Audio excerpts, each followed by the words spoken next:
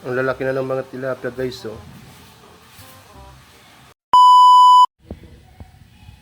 Ito yung harap ng bahay guys. Sobrang dami na ng isda dyan. Galing yan sa dagat.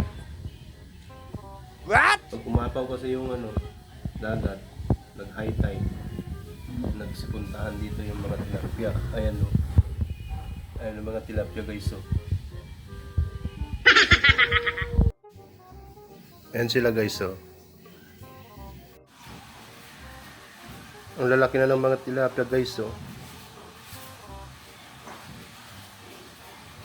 4 na buwan ba Wow naman naman! dito sa harap ng Wow! bahay. Biglang lumaki yung mga isda.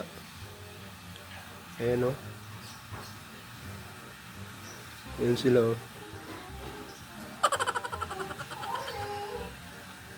Yung iba nandun sa kabila. Ayan. May mga dalag pa.